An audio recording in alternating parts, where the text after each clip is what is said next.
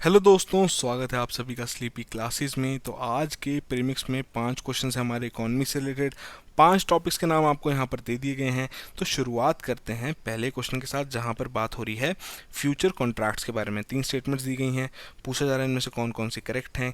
तो आइए देखते हैं। पहली स्टेटमेंट बात हो रही है इसके बारे में कि आपके एक्सचेंज ट्रेडेड हैं, कि एक्सचेंज पर ट्रेड किया जाता है इस तरीके के कॉन्ट्रैक्ट्स को।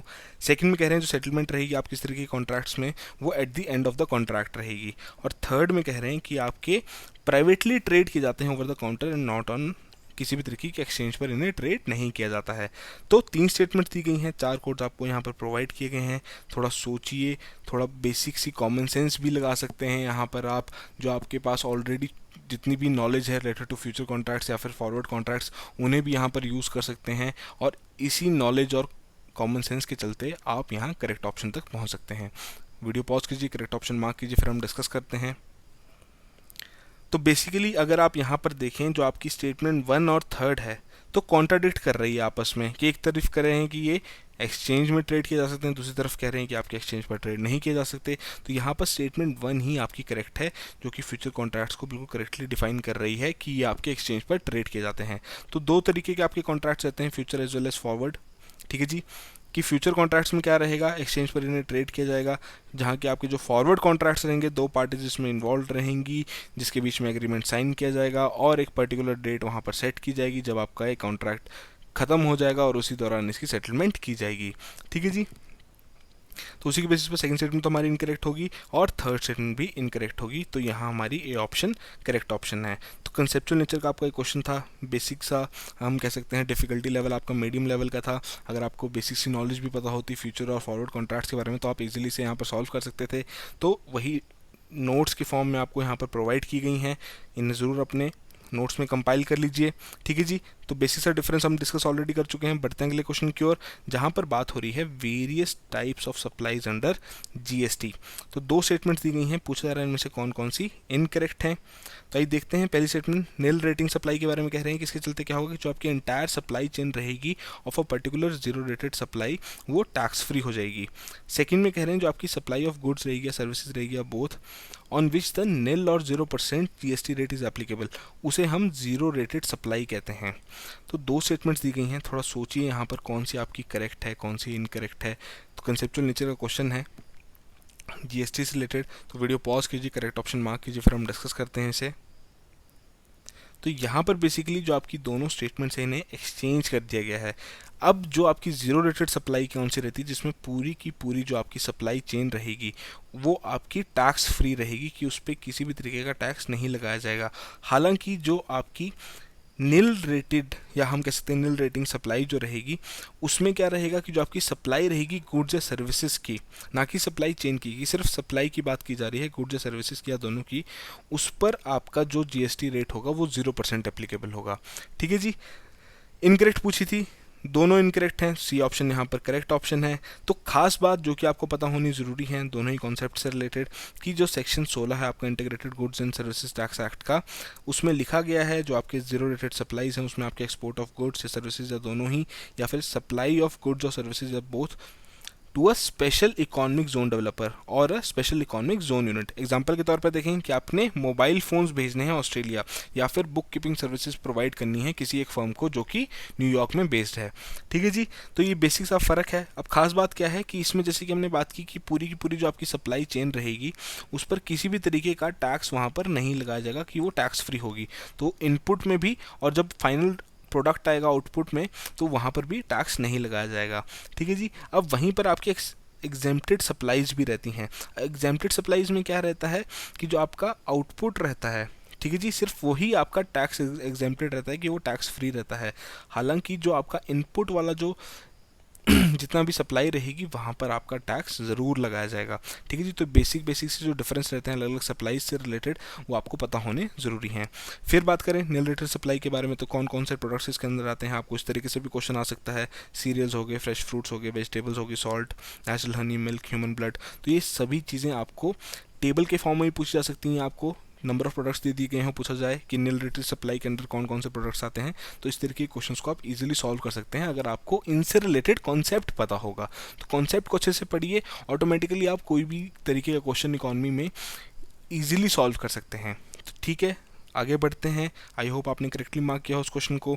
तो यहाँ बात हो रही है डेफिसिट फाइनेंसिंग के बारे में सरकार की। 4 ऑप्शंस दी गई हैं, कह रहे हैं कि इनमें से किसे कंसिडर किया जा सकता है as a means of deficit financing. तो अगर यहाँ पर आपको डेफिसिट फाइनेंसिंग के बारे में पता होगा तो उतना ही ईजिली आप यहाँ पर इसे सॉल्व कर सकते हैं। तो 4 ऑप्शन दी गई हैं, printing currency, internal borrowings, external aid. 4 codes आपको प्रोवाइड किए गए हैं। थोड़ा सोचिए इस कंसेप्ट के बारे में, बहुत इजी सा क्वेश्चन है, आप इजीली सॉल्व कर सकते हैं यहाँ पर।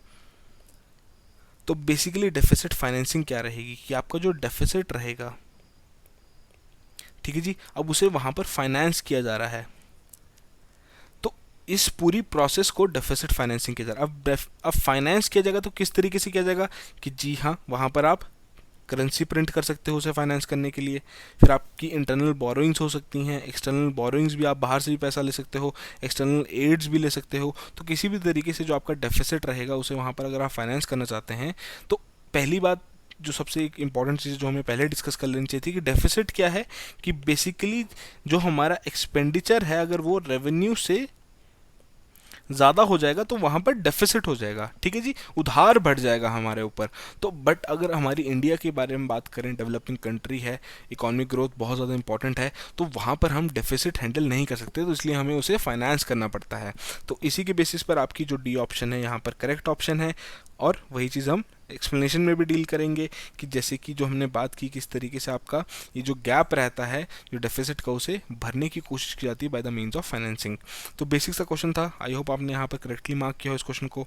अगले क्वेश्चन की ओर बढ़ते हैं, बात हो रही है एशियन इंफ्रास्ट्रक्चर इन्वेस्टमेंट बैंक के बारे में। 2 स्टेटमेंट्स आपको दी गई हैं, पूछा जा रहा है यहाँ पर कौन कौन सी स्टेटमेंट्स आपकी इनकरेक्ट हैं। ध्यान रखिएगा इस तरीके की टर्म्स का। 4 कोड्स दिए गए हैं। तो पहली स्टेटमेंट देखते हैं। पहले में कह रहे हैं जो आपका रशिया और चाइना है वो होल्ड करते हैं इक्वल और highest voting shares of 15% each in AIIB। Second में कह रहे हैं जो आपके इंटरनेशनल एडवाइजरी पैनल है जो कि स्थापित किया गया है बैंक द्वारा, ठीक है जी, ताकि जो प्रेसिडेंट है और जो उनकी सीनियर मैनेजमेंट है AIIB की उसे वहाँ पर सपोर्ट प्रोवाइड की जा सके। 4 कोड्स दिए गए हैं, पूछा गया है इनकरेक्ट कौन सी है। दोनों स्टेटमेंट्स देखिए अच्छे से, सिंपल सा अगर आप लॉजिक लगाएंगे, टिप्स और ट्रिक्स भी लगाएंगे तो बहुत इजीली यहाँ पर सॉल्व कर सकते हैं।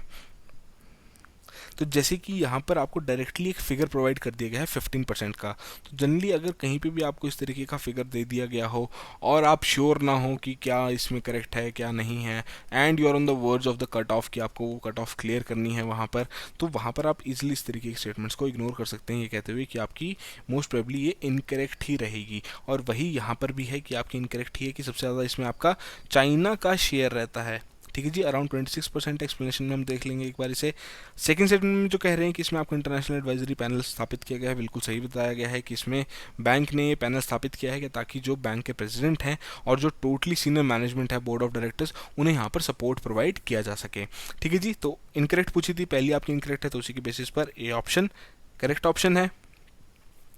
तो फैक्चुअल नेचर का आपका क्वेश्चन था, स्ट्रेट फॉरवर्ड फैक्ट आपसे पूछा गया था, डिफिकल्टी लेवल हम मीडियम कह सकते हैं कि कई बार फैक्ट्स इस तरीके के हम रिटेन नहीं कर पाते हैं। तो जैसे कि हमने बात की, चाइना आपका लार्जेस्ट शेयर होल्डर है विद 26.61 वोटिंग शेयर्स, जिसमें आपका इंडिया का सेकंड नंबर है 7.6% एंड देन द रशिया 6.01%, और उसके बाद आपका जर्मनी आता है। तो इस तरीके के जितने भी बैंक्स हैं, ब्रिक्स हो गया, ठीक है जी, फिर आपका वर्ल्ड बैंक हो गया, तो इस तरीके की जितने भी बैंकिंग इंस्टीट्यूशन हैं, इंटरनेशनल बैंकिंग इंस्टीट्यूशंस हैं, उनके बारे में आपको पता होना बहुत ज़रूरी है। पहली बात उनकी मेंबरशिप के बारे में कि कौन कौन उसके मेंबर्स हैं, फिर वहाँ पर उनका स्ट्रक्चर किस तरीके से है, किस तरीके से वो लोग काम करते हैं, फिर वहाँ पर वोटिंग शेयर्स किस तरीके से हैं कि जो मेंबर्स हैं उनमें वो किस तरीके से डिवाइड किए गए हैं।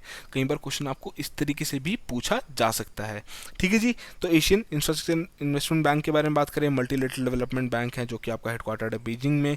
तो जैसे कि आपके बाकी डेवलपमेंट बैंक्स हैं, तो इसका भी एक सिंपल सा यहाँ पर गोल है कि जो हमारी सोशल इकोनॉमिक आउटकम्स हैं उसे यहाँ पर इम्प्रूव किया जा सके उनके खुद के रीजन में, सबसे पहले जो कि एशिया है और उसके आगे भी।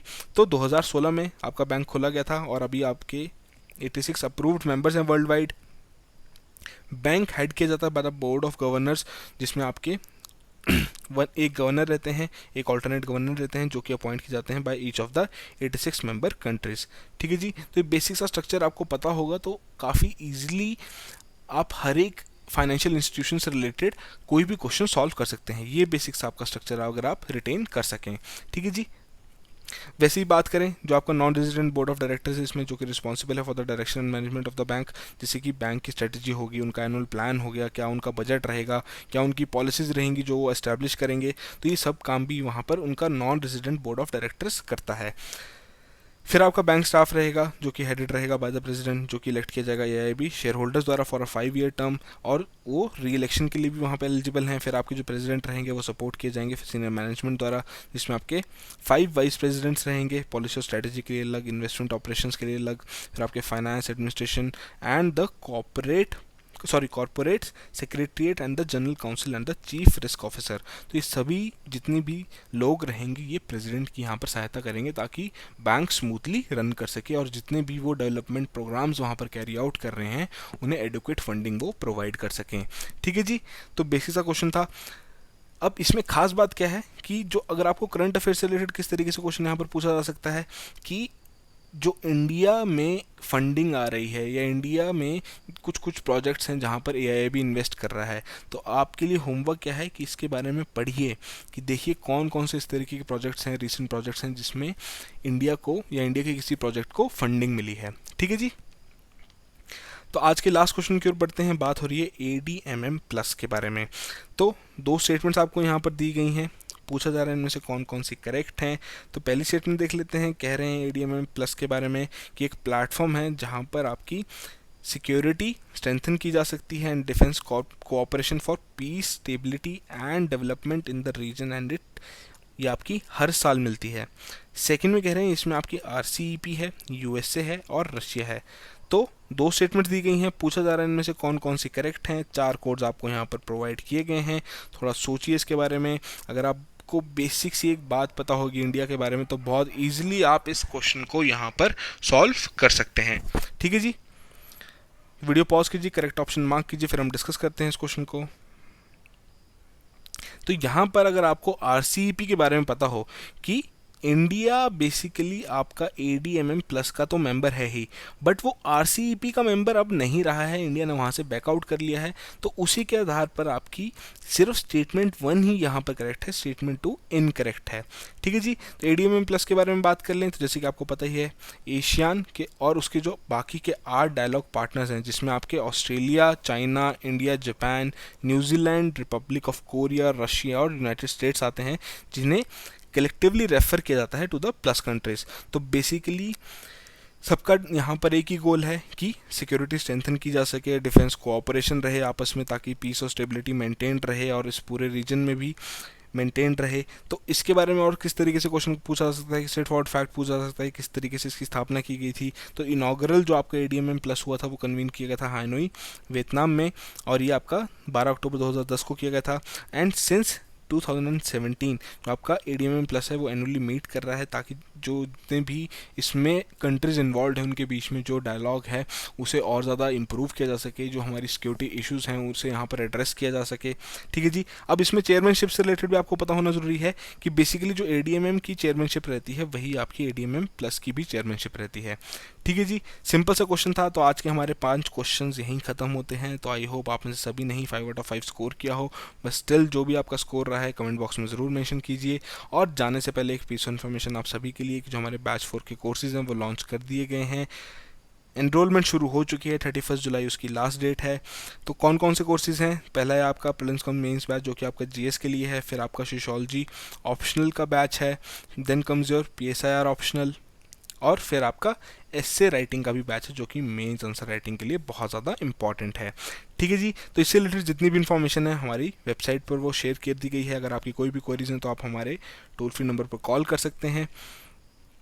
और साथ के साथ एक सबसे खास बात कि 2 अगस्त से इसकी क्लासेस शुरू हो जाएंगी। तो एनरोलमेंट आपकी 31 जुलाई तक ही रहेगी, लिमिटेड सीट्स हैं, तो आप जाके डिटेल्स चेक कर लें। अगर आप इंटरेस्टेड हैं तो आप हमें ज़रूर कॉल कीजिए।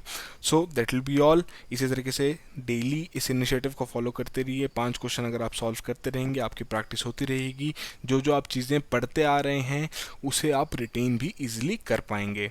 ठीक है जी। So that will be all the very best.